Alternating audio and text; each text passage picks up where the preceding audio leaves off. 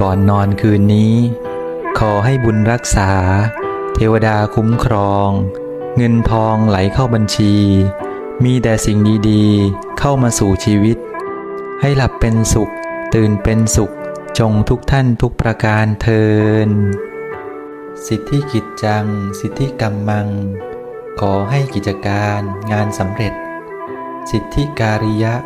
ตถาคโตขอให้การกระทำทุกอย่างจงสำเร็จ